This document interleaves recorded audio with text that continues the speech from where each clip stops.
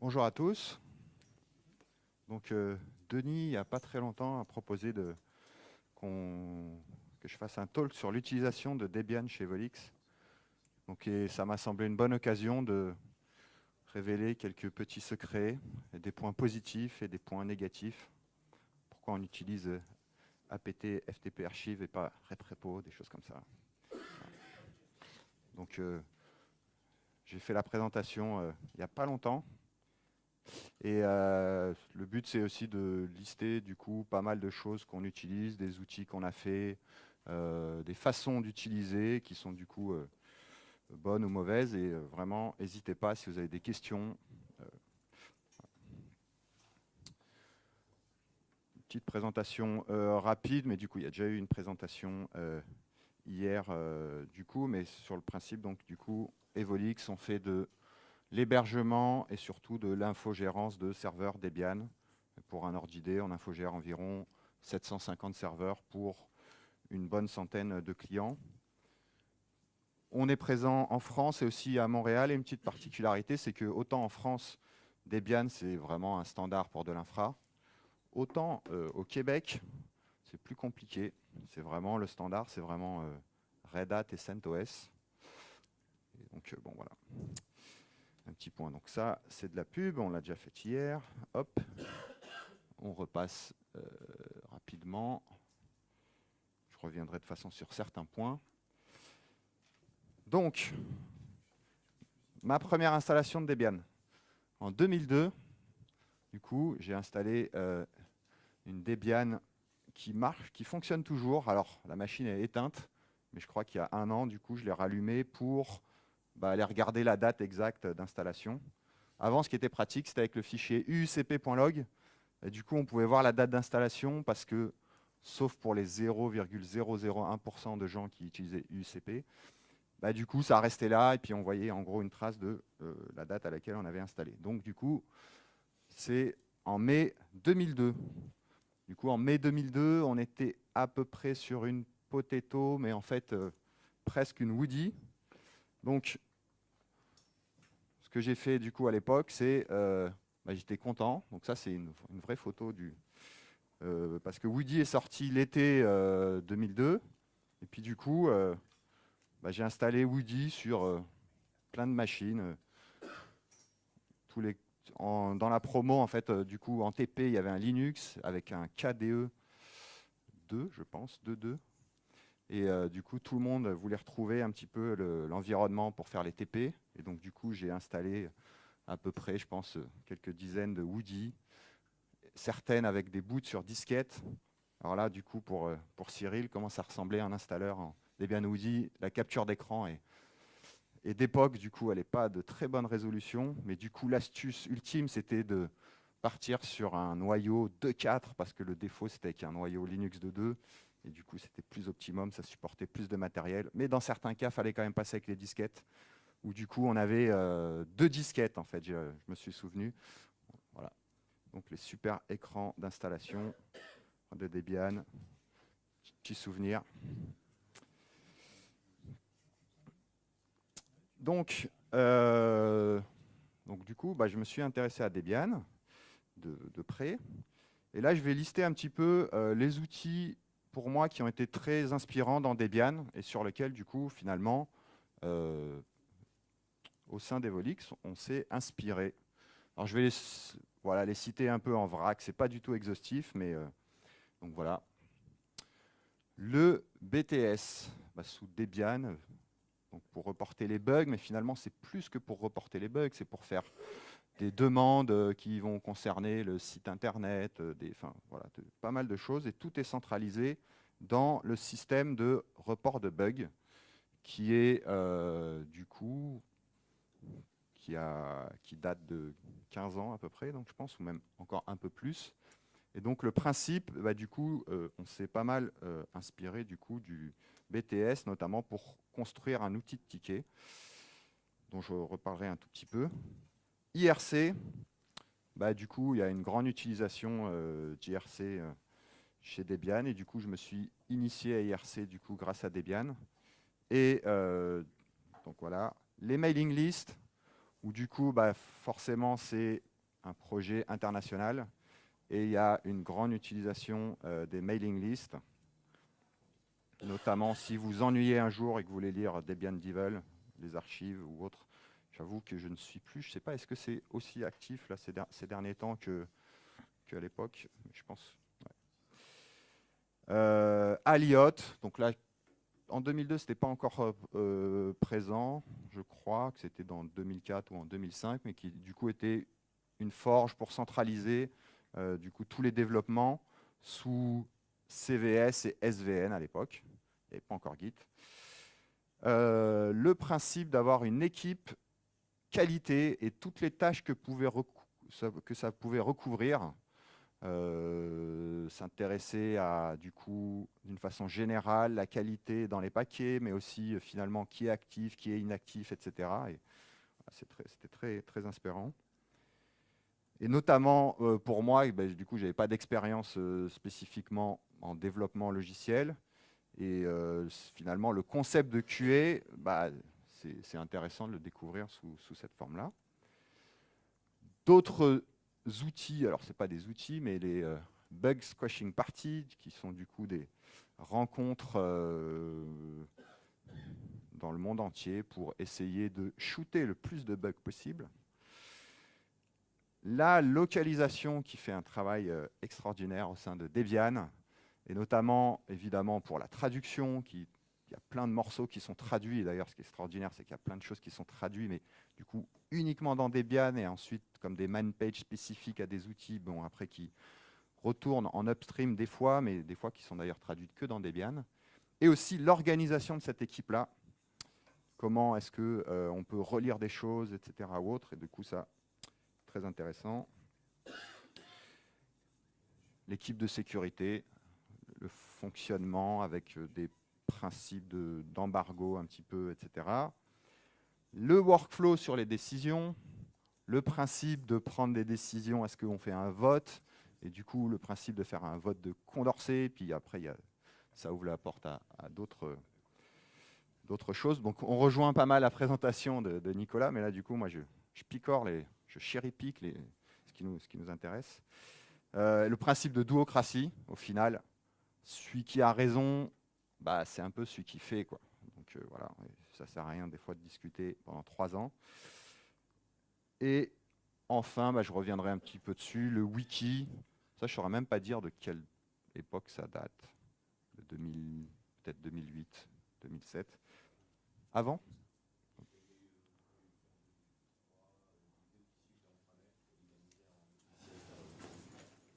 Ok.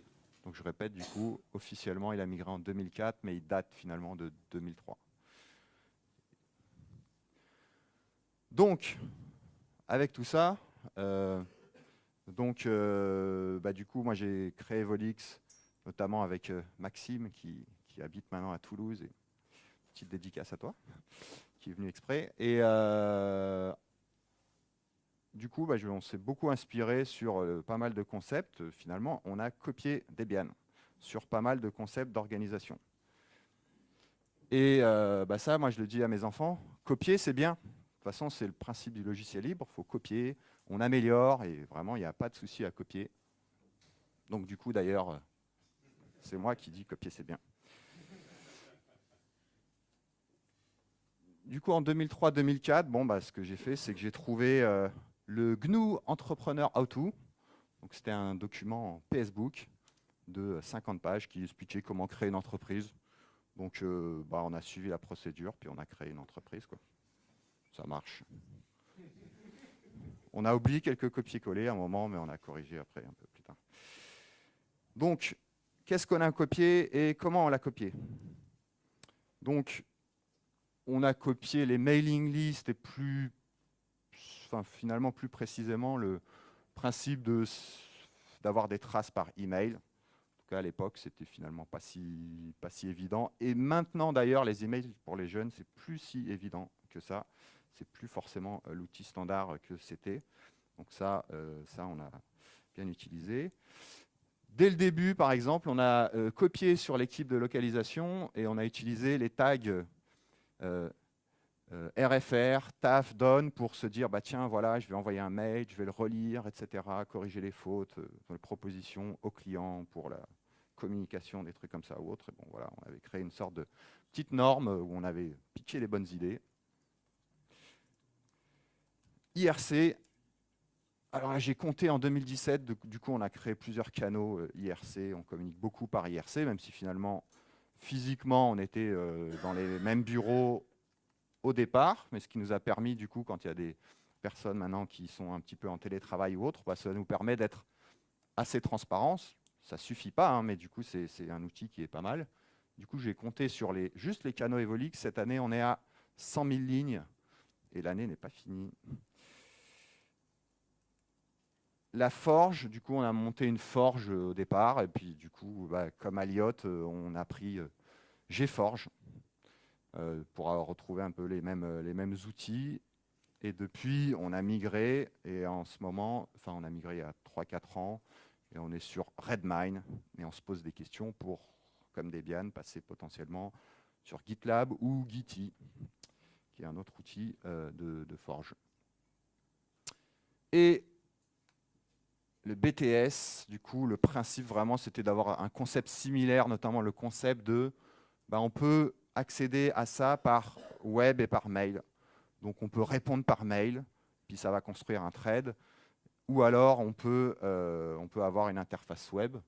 Donc on a créé du coup un outil personnalisé qui s'adapte un petit peu à notre système d'information. Ça paraissait un petit peu compliqué de reprendre l'outil, le BTS, et de l'adapter. Mais en tout cas, on est parti sur des concepts similaires. Un exemple, c'est que, et d'ailleurs, des fois on se trompe, c'est qu'on a un bugs.evolix.org/numéro de ticket. Puis des fois, on se trompe parce que des fois, on accède à des tickets Debian, etc. Bon, je sais pas s'il y a eu, je sais pas si et on a aussi un submit @bugs.evolix.org. Et d'ailleurs, est-ce qu'on a déjà fait des erreurs? C'est possible. On essaye d'éviter, mais. Donc voilà, pas mal de choses qu'on a copiées. Après, j'ai mis des choses qui nous restent à copier, hein. Du coup, on essaie de s'améliorer en permanence. Bah, la QA, on a depuis quelques années une équipe QA, mais du coup, je pense qu'on peut vraiment s'améliorer sur cette partie-là et appliquer plus de choses là-dessus. Le comité technique qui est un principe, du coup, vraiment intéressant pour discuter de certaines décisions avec des personnes qui ont un certain recul ou autre, et je pense que ça, c'est des choses qu'on peut copier. Et puis, ça a un peu un lien, mais du coup, finalement, toutes les normes et les conventions qu'on peut avoir, bah, du coup, on peut avoir une sorte de... Il y a la Debian Policy qui est vraiment qui est un concept très, très inspirant, dont on va s'inspirer aussi. Le code de conduite, diversity statement, des choses qui sont intéressantes. Et le principe du mentoring, c'est des choses sur lesquelles on peut également s'intéresser. J'ai noté hier, pareil, la Debian Welcome Team. Pareil, on essaie d'avoir un pack welcome quand il y a des nouvelles personnes qui arrivent, et du coup, je ne connaissais pas. Et sur la partie mentoring, bah, c'est à la fois on peut s'améliorer sur la partie mentoring pour qu'il y ait d'autres personnes, qu'on contribue davantage aussi à Debian, mais j'y reviendrai un petit peu après. Passons un petit peu à la technique. Bon, je fais une petite parenthèse, du coup, sur certains outils qu'on utilise. Alors, on utilise un wiki, et qui est vraiment un petit peu les conventions, mais les conventions techniques sur lesquelles, en fait, ce qu'on a sur le wiki, c'est tout ce qu'on a appliqué en production. Donc, tout ce qu'on met sur notre wiki, ça tourne quelque part en prod, et ce n'est pas juste un test, ou ce n'est pas juste un copier-coller d'une commande, on s'est dit c'est intéressant, puis peut-être on l'utilisera plus tard. Du coup, ce qu'on essaie d'avoir, c'est vraiment la base technique qu'on a, c'est de se baser sur notre wiki. Et je le dis parce que, bah, du coup, d'ailleurs, évidemment, c'est un wiki public et vous pouvez trouver des choses intéressantes, mais parce que, du coup, ça découle notamment certaines choses que je vais dire après. On construit forcément des paquets personnalisés, je vais en parler juste après, et on construit ça avec apt ftp archive. Pourquoi? Bah parce que déjà, il y a 15 ans, c'était le truc le plus simple quand on avait juste besoin d'un paquet.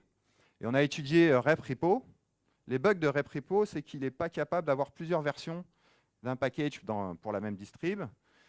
C'est pas possible d'avoir même un truc, c'est la même version d'un package pour 2 distribs différents. Et par exemple, pour des méta-packages, des choses de ce type-là ou autre, a priori, alors quand on l'a testé, il me semble que nous, on n'a pas réussi à faire ça. Et donc, pour l'instant, enfin voilà, on utilise la PTFTP archive. Depuis Debian 9, du coup, ça nous met un warning parce que du coup, il faut avoir une arborescence qui du coup soit par distribution, mais c'est un warning que pour l'instant on ignore. Enfin voilà, ça c'est un peu un point négatif, mais on y passera. Et on utilise, alors bon là c'est aussi dans les pratiques qu'on a, comme on ne veut pas être dépendant, on est quand même là maintenant une équipe d'une quinzaine de personnes. Si on a besoin d'installer un paquet à toute heure ou autre, on ne veut pas être dépendant d'un miroir en particulier. On s'est évidemment posé la question d'héberger notre propre miroir ou autre, ou même du coup de participer. Mais au départ, on avait dans notre hébergement, il y a 10 ans, on avait une bande passante qui était un petit peu limitée. Donc là, nous, on a un alias qui pointe et en fait, il y a Centrale Marseille qui sont pas loin de chez nous, qui du coup hébergent un miroir et puis on peut les contacter si jamais ils ont un problème. Enfin, on suit un petit peu ce qu'ils font au niveau maintenance et donc du coup, on n'utilise que leur miroir. On sait que c'est à côté. De temps en temps, il y a des soucis, mais du coup, on a la main pour notamment les aider ou les prévenir ou autre. Donc voilà. Comment on installe des serveurs? Parce que du coup, on installe un certain nombre de serveurs Debian par mois. Et ben, depuis le début, alors à part l'épisode des disquettes, hein, mais on utilise avec des CD, puis maintenant des DVD, ou encore maintenant en fait plutôt des clés USB. Et c'est encore finalement majoritairement, on utilise ça. Bon, les VM, effectivement, c'est des points ISO, mais bon, c'est virtuellement des CD ou des clés USB. Donc oui, on utilise ça. Pourquoi on n'utilise pas FAI? Ben, on a testé, et on n'a pas testé très longtemps, il faut avouer, mais on a trouvé que c'était un peu une usine à gaz pour faire ce qu'on voulait. Donc ça ne nous a pas convaincus. Après, c'est aussi, on n'a peut-être pas passé assez de temps là-dessus. Dans les petites contraintes aussi, on a plein de serveurs Debian, mais on installe aussi des OpenBSD. Et bah, du coup, finalement, on cherche un outil qui est du coup compatible aussi, pas uniquement avec Debian. Donc là, la solution qu'on utilise finalement assez récemment, Victor qui a mis ça en place, je ne sais pas si non, il n'est pas là, mais on utilise des bouts de PXE avec un preseed qui fait à peu près tout, sauf le hostname et le partitionnement. C'est vraiment les étapes spécifiques ou le partitionnement. Finalement, là, on a quand même un parc hétérogène de machines avec plein de clients différents.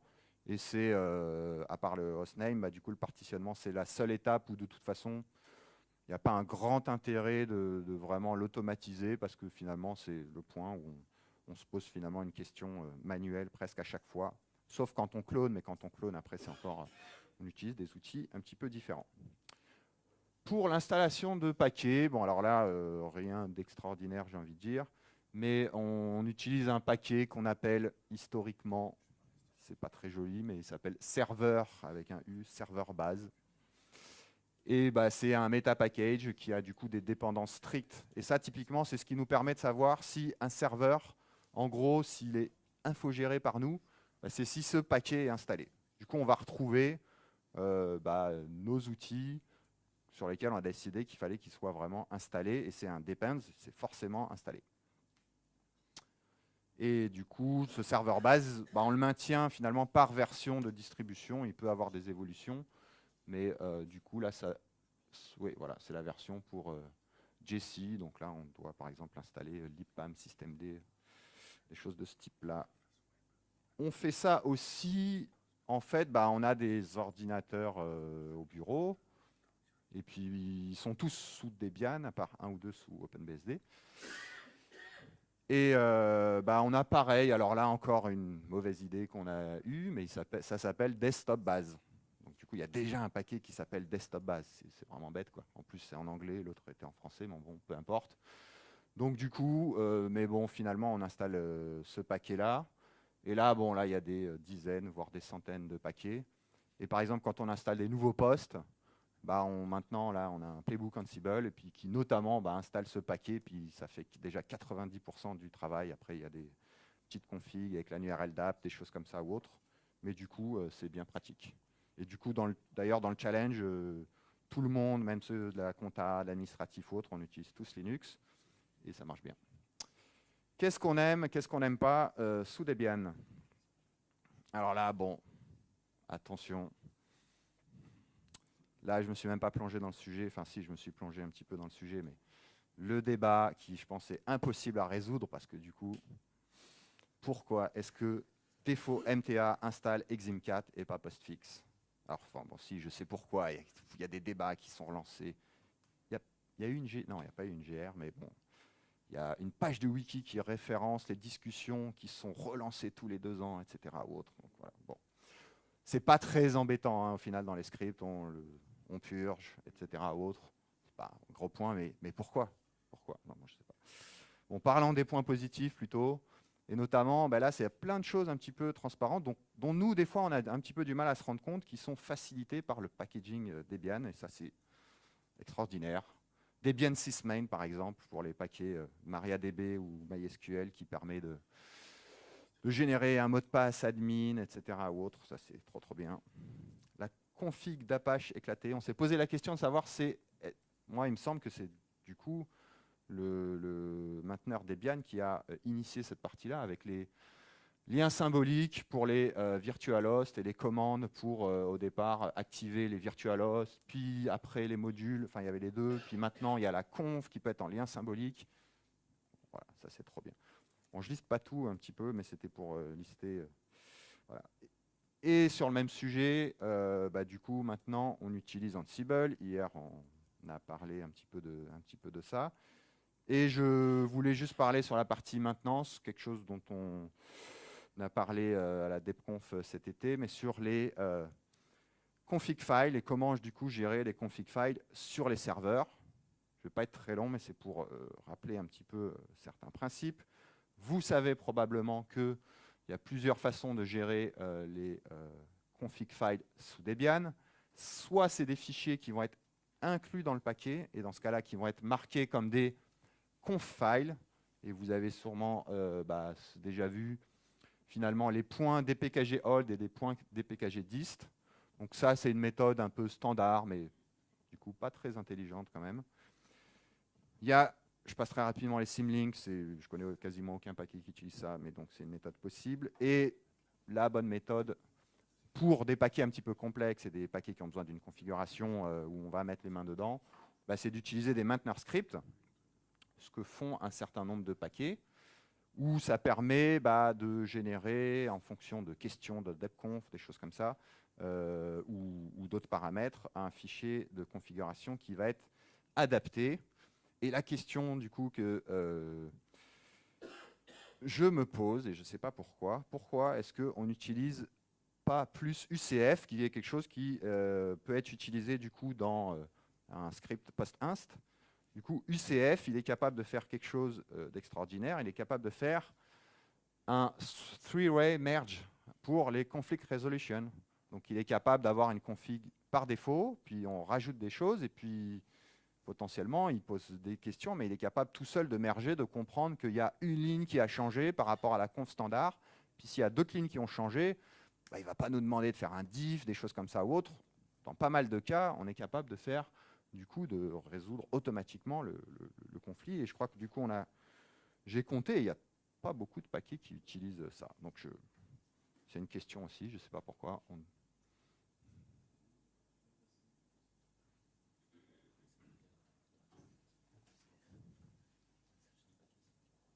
J'ai, je pense, une réponse à ça. Depuis un certain temps, quelques années, le mainteneur de Dpackage dit qu'il va intégrer un freeway merge dans Dpkg. Voilà. Donc il bloque l'adoption du CF. Après aussi, ce qu'il faut comprendre, c'est que UCF, s'il faut que les mainteneurs rajoutent quelque chose dans leur package pour que ça soit implémenté, que ça soit mis en œuvre, faut qu'ils soient au courant même que ça existe. Et c'est pas dit que les gens le connaissent. Et donc, Oui. bien sûr que ça soit intégré. Alors, juste on attend. Voilà. Et c'est un effort, et oui, il faut connaître. Et puis aussi, en l'utilisant, après, c'est un effort pour gérer notamment les upgrades majeurs, hein, c'est ça dont il s'agit. Et donc voilà, après c'est pour ça que à la DebConf, ou là maintenant je le mentionne, pour peut-être que ce soit plus utilisé. Alors voilà ce qui se passe du coup quand on utilise UCF potentiellement.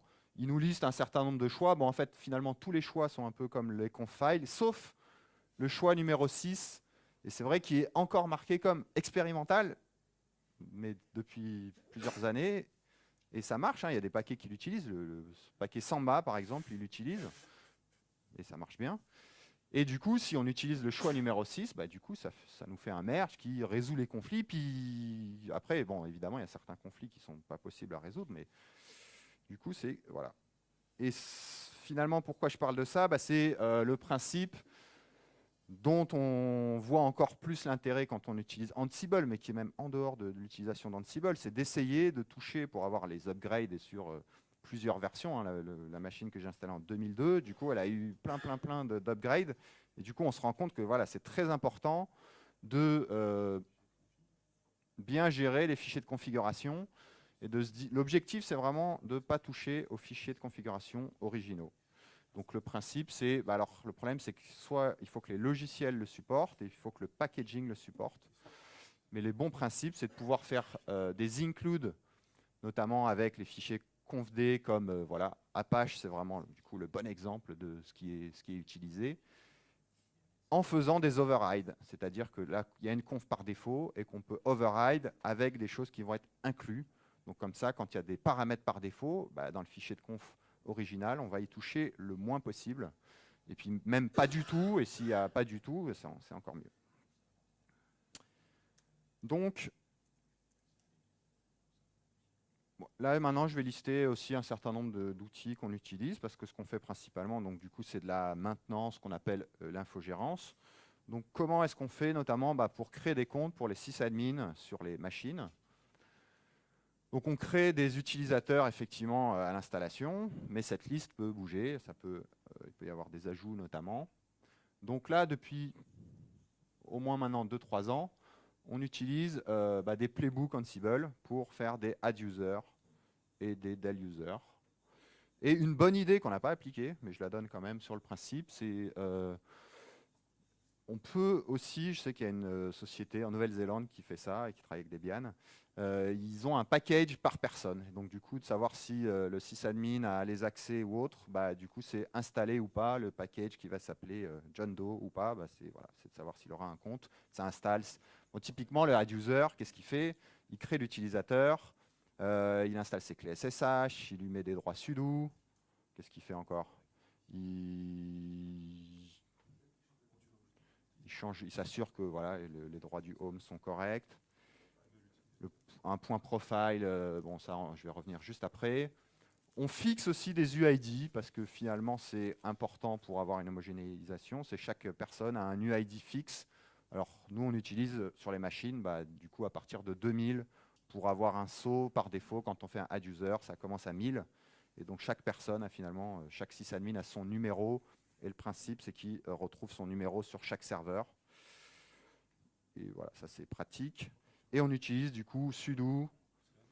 Et aussi, ce qu'on fait, c'est qu'on a des restrictions d'accès, notamment par SSH, si on se connecte par clé, par mot de passe, etc. Je pourrais vous détailler si vous souhaitez. Et d'ailleurs, c'est dans nos playbooks publics, cette partie-là. Mais il y a des restrictions d'authentification. Si on est derrière une certaine IP, on a le droit à un mot de passe, puis sinon, on n'a pas le droit. Puis, bon, bref. Qu'est-ce qu'on fait maintenant sur la conf des serveurs, dans les choses un petit peu? Alors, tout ETC, on met ça dans un repository Git. Donc, etc.git, alors là, c'est important qu'il soit effectivement en 7.0.0, root évidemment. Mais du coup, ça nous permet à chaque fois qu'on intervient sur un serveur manuellement ou même avec Ansible ou autre, du coup, on va faire un commit pour dire ce qu'on a fait. Et puis on est capable de voir du coup les changements suivant les époques, à quelle date ça a été fait. Et ça, c'est vraiment très très pratique et je dirais même indispensable dans l'optique d'infogérer, d'administrer un serveur à plusieurs. Il existe des outils comme etc Keeper ou autres qui permettent de faire ça. On a regardé un petit peu, c'est intéressant, mais on n'a pas. Enfin là, nous, on a un système vraiment très simple. C'est un repository Git. Du coup, on peut arriver même sur un serveur, si on infogère un serveur, c'est une des premières choses qu'on fait lorsqu'on met sur un serveur existant. Bah, du coup, on met tout ça dans Git et on est capable de retracer, de savoir qui a fait quoi à quel moment. Et c'est quelque chose dont on pourrait plus se passer. Et on a un petit truc qui s'appelle Evo Maintenance. On aime bien les outils appelés Evo Truc.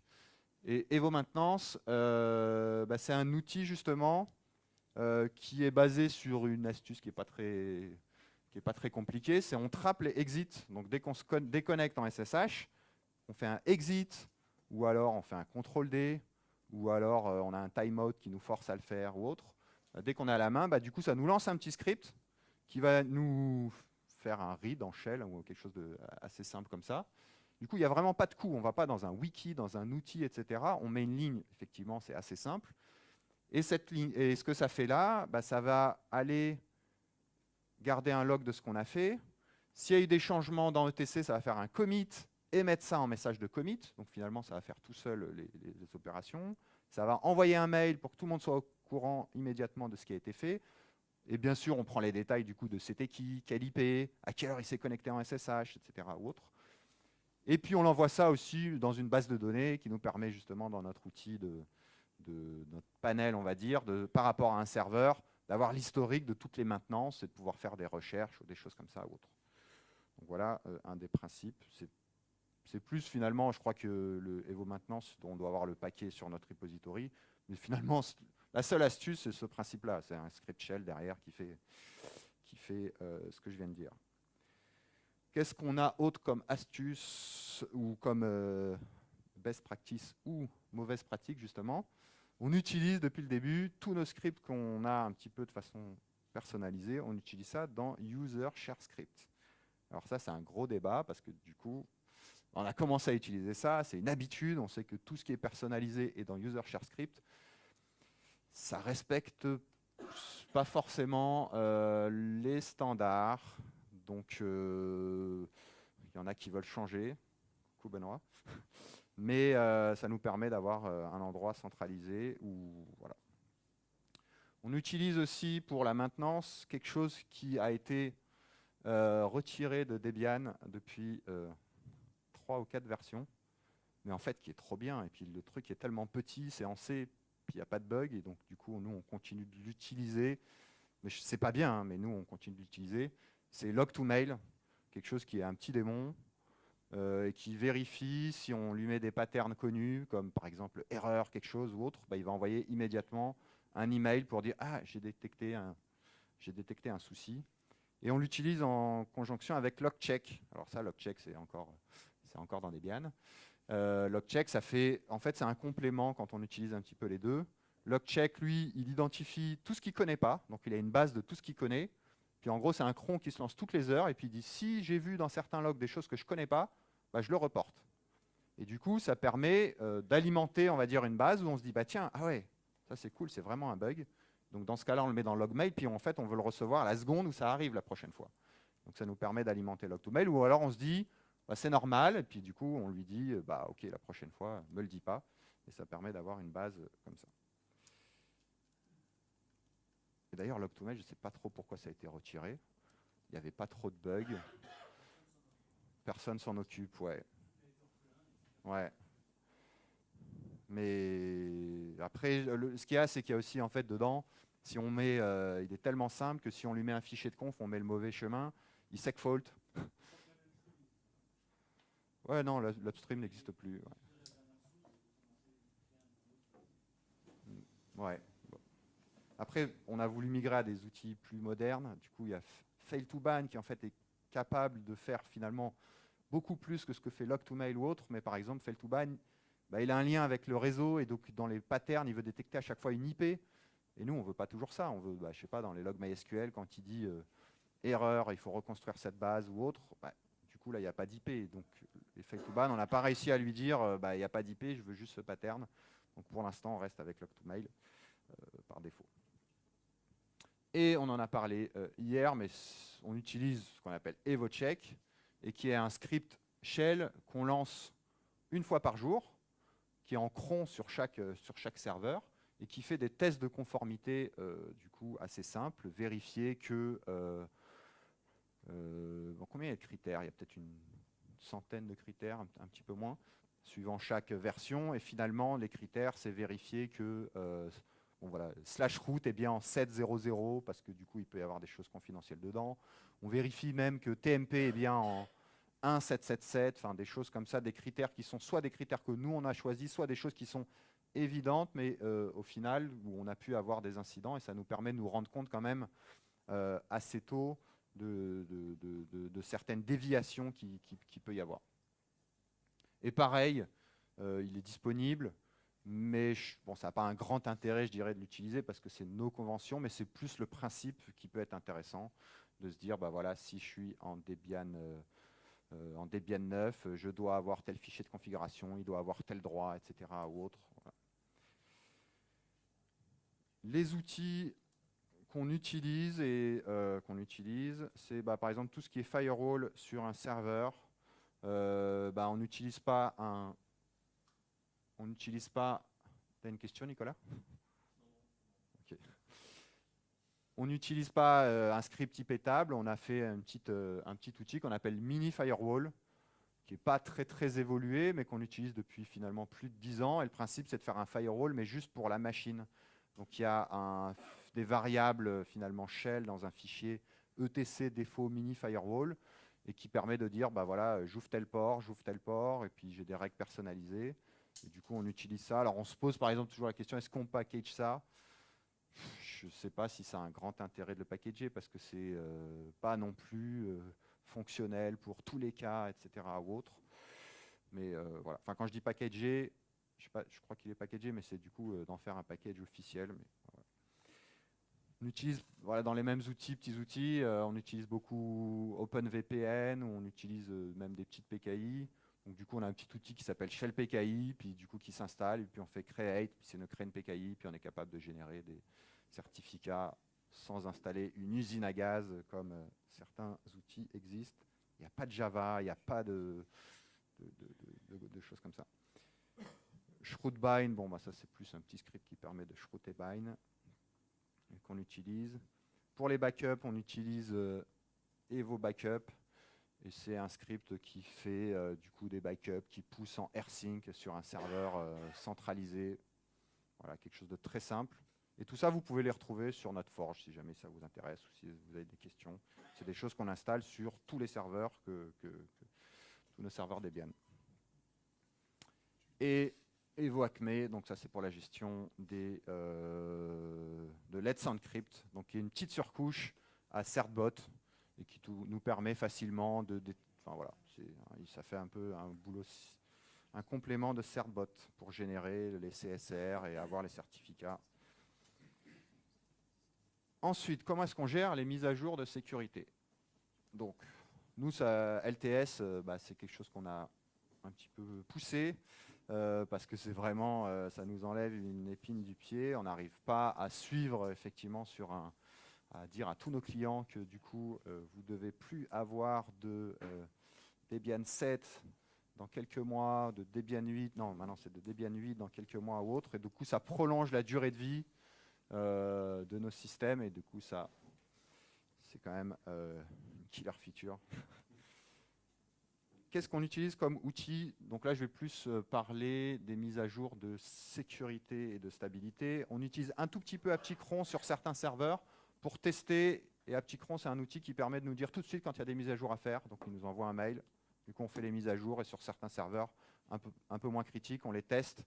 Et du coup, on peut savoir tout de suite si ça marche, s'il n'y a pas d'impact ou autre. Mais ce qu'on fait, le principe, c'est que le mardi matin, à 9h42, heure française, ou non, heure locale, puisque au Canada, on fait ça à 9h42 aussi, on fait tourner un petit script qui s'appelle list upgrade, et qui va lister tous les paquets qui sont à mettre à jour. Donc sur le principe, il va faire un apt get update, et juste update, et voir les paquets qui vont être mis à jour. Puis on va envoyer ça notamment au client, et on va lui dire, ah bah voilà, il y a tel paquet à mettre à jour, tel paquet à mettre à jour. Ça va aussi indiquer quand il y a des démons de dire, tiens, il faut redémarrer, il ne faut pas redémarrer ou autre. Et en gros, on le propose, et en règle générale, on propose de faire le upgrade le jeudi soir, sans faire de update, parce qu'effectivement, la liste peut changer, il peut y avoir une mise à jour de sécurité entre-temps. Donc, bon, il y a des créneaux différents, mais grosso modo, le jeudi soir, pour nous, c'est souvent le jour des mises à jour. Donc, on fait ça. On a un petit système aussi où, du coup, sur les serveurs, il va chercher un fichier. Si, par exemple, on peut annuler les mises à jour, annuler l'envoi des mails, ou lui dire mettre des exceptions suivant ce qu'il a trouvé, etc. ou autre. Mais bon, voilà. Et pour les mises à jour majeures, donc là, ça rejoint pas mal ce qu'a fait Cyril sur le principe. Donc du coup, alors sur le wiki, on a des pages qui disent comment migrer de Debian 6 à 7, comment migrer de 7 à 8. Et sur le principe, dès qu'on a un souci, on va reporter ce qui s'est passé et puis comment le contourner ou autre. Donc voilà, je ne sais pas ce qu'on peut dire de plus que ça, mais du coup, on fait effectivement les mises à jour à la main. Et mais ça, finalement, après, on a du mal sur les serveurs, comme on ne fait pas des migrations des serveurs de production avant que ce soit stable. C'est un petit peu dommage dans le workflow. On a un petit peu du mal à tester ça beaucoup en amont pour pouvoir reporter les bugs, pour se dire attention, ça on aurait pu le dire avant que ce soit stable. Et donc ça, on n'est pas très bon sur cette partie-là. Le cloud. Il faut parler du cloud, c'est à la mode. Juste vous dire comment on fait de la virtualisation en quelques mots. Ce qu'on fait, on utilise KVM, on utilise libvirt, et une des astuces, on utilise DRBD pour avoir ça, en fait, une synchronisation du file system sur plusieurs machines. On utilise ça over LVM, et le principe, c'est qu'en fait, pour chaque machine, on a des volumes DRBD. On peut en créer des dizaines, ça n'a pas de souci. Du coup, on choisit 2 machines, puis il y a une machine master et une machine slave. Et donc, ça nous permet de faire des migrations à chaud, et puis de faire des migrations à chaud. Puis si la machine plante, on redémarre tout sur une autre machine. Et ce qu'on avait fait au départ, on avait créé un gros volume d'RBD ou autre, puis on mettait à droite, à gauche. Mais le problème, c'est que s'il y avait une machine vraiment qui plantait, on était obligé, enfin, on avait un split brain, puis on devait choisir et dire on rapatrie ou autre. Et du coup, pour résoudre ça, on fait ça machine par machine. Et du coup, ça marche bien. Voilà. Bon, si vous avez des questions, pareil, n'hésitez pas. Pour la haute disponibilité pour l'hébergement, les mots-clés pour nous, c'est HAProxy. HAProxy, c'est trop bien. Ça fait du HTTP, du HTTPS, on s'en sert pour MySQL, et on s'en sert pour remplacer le ETC host pour les développeurs web. On leur dit, utilisez le port, par exemple pour MySQL, évidemment, ils n'ont pas de serveur MySQL en local, mais on leur dit, utilisez localhost 3306, et puis le reste, on va le gérer. Et du coup, dans leur dev, ils disent 127.0.0.1, 3306, puis nous, on pointe sur un serveur, puis s'il y a un souci, on pointe sur un autre serveur. Voilà. Et puis même quand il n'y a qu'un serveur, c'est bien pratique de faire ça, parce qu'on peut avoir des évolutions, du coup, indépendamment des développeurs, des choses de ce type-là. On utilise aussi VRRP. Et d'ailleurs, l'état des packages qui font VRRP, en fait, VRRP, c'est pour avoir une IP qui va automatiquement... C'est un protocole qui, au départ, a été utilisé par Cisco, puis c'est une RFC. Et ça permet de dire, en cas de souci, l'IP va basculer sur une autre machine. Donc, en gros, il y a un état master et réplica. Et on est capable de basculer une IP à chaud sur ce principe-là. Mais l'état, alors là, du coup, c'est plus du développement de VRRP et pas terrible. Alors qu'on s'est amusé, il y a un an, à réécrire un UVRRPD. On n'a pas encore packagé parce qu'on ne sait pas si c'est intéressant. On se pose la question, mais du coup, voilà ce qu'on utilise. Pour le monitoring, donc on a tout notre système d'information qui est dans un annuaire LDAP, parce qu'on aime bien LDAP. Quand j'ai appris à l'école, ils utilisaient un annuaire LDAP. Je me suis dit que c'était une bonne idée. Debian utilise aussi un annuaire LDAP pour faire des trucs, ça marche. Et du coup, par exemple, on a toutes nos machines dans LDAP, mais on a aussi tous les services, les ports SSH pour se connecter, etc., ou autres sont dans LDAP. Et donc, on a des scripts qui sont des LDAP, tout DNS, tout nohost, tout SSH-config, tout PF pour générer des reg firewall, tout eSingua pour générer le monitoring, etc., etc. Alias, c'est pour générer des postfix, alias pour les clients, etc. Donc voilà. On utilise eSingua 2 depuis quelques mois. Et on utilise Munin en mode non centralisé. Ça, du coup, on ne veut pas être trop dépendant pour avoir vraiment des stats. Munin, il collecte des centaines de stats sur chaque serveur. Ça a l'avantage de, on l'installe le node et puis c'est parti. Il les collecte. Après, il faut éventuellement avoir une interface, mais il crée plein d'RRD où on a plein d'infos. Et indépendamment d'un système centralisé, du coup, sur chaque machine, on a un Munin. Et du coup, on a les RRD, et puis on est capable du coup d'aller chercher les informations sans qu'il y ait de problème de centralisation ou autre. Qu'est-ce qui reste à faire? Là, je cite un petit peu des choses qu'on fait mal là-dessus. Donc là, c'est ce que je vous ai parlé juste avant, les tests de la version stable. On a du mal parce qu'avant que ça sorte, par exemple pour Debian 9, finalement, on a essayé de faire des tests en amont, mais du coup, on teste nos scripts d'installation, etc. Mais finalement, nous, on essaye de tester 6 mois avant, 9 mois avant, mais du coup, il y a plein de trucs cassés et on les liste, mais c'est normal parce qu'ils vont être réparés. Enfin, il y a des choses, des paquets qui sont manquants, mais c'est normal. Et puis après, du coup, sur le temps du freeze, c'est vrai qu'on a du mal à faire les tests. Et puis, donc du coup, souvent, on a des choses à corriger qui se retrouvent après, au final, qu'on reporte, mais qui se retrouvent corrigées souvent dans la version d'après. Voilà. Donc souvent, on met en place des contournements, puis après, on les enlève après. Mais voilà. Il faut qu'on fasse plus de bug report. Il faut qu'on fasse plus de mentoring, et même du coup en interne. Donc, basé là-dessus, là, il y a une petite idée. Je sais que ce qu'on fait pas mal, notamment pour pas mal de choses, c'est qu'on a un principe qui s'appelle on fait des lightning talks internes. On appelle ça des flash conf. Et ce qu'on dit, c'est que n'importe qui, à n'importe quel moment, peut dire hey, j'ai un truc intéressant à dire. Ça dure 7 minutes 30. C'est enregistré, donc si tout le monde n'est pas là, c'est pas grave.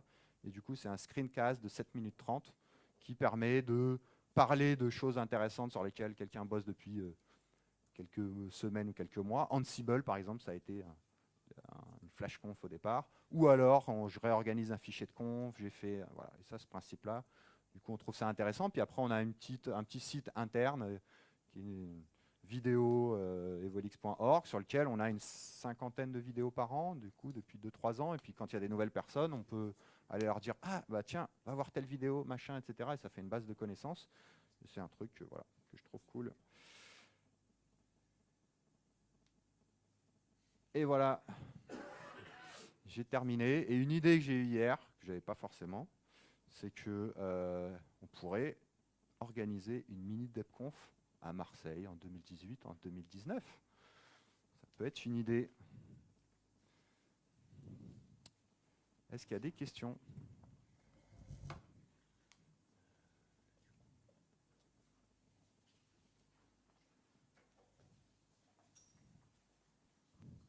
Merci pour la présentation. Qu'est-ce qui se passe si un RM malencontreux efface etc.git?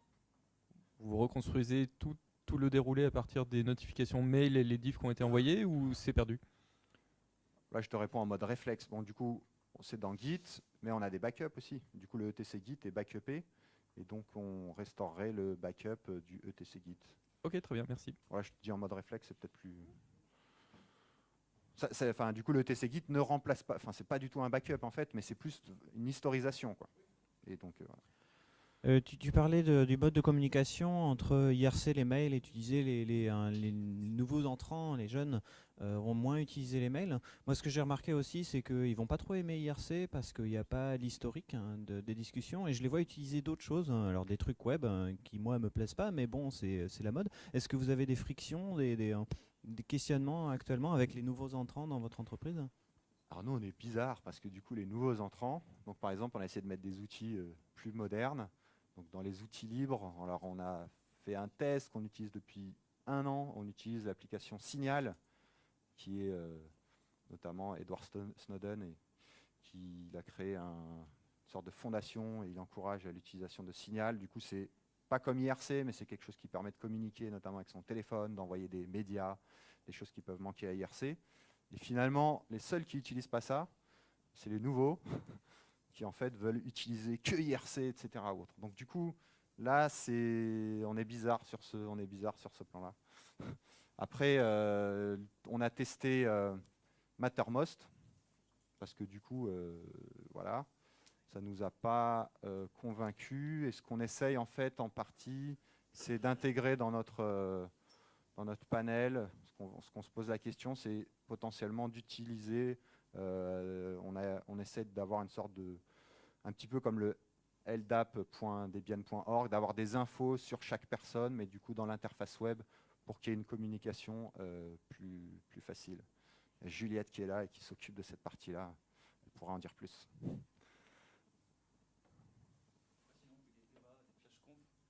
Pour faire est-ce que IRC ou WeChat est mieux, et du coup on donne envie d'utiliser ces outils. Voilà. Il y a une migration en ce moment, voilà, la migration c'est une tendance où on était à peu près tous sur IRC et on passe à WeChat progressivement.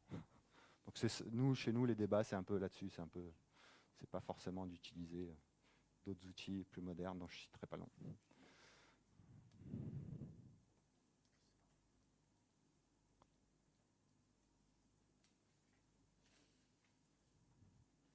Bon ben, merci.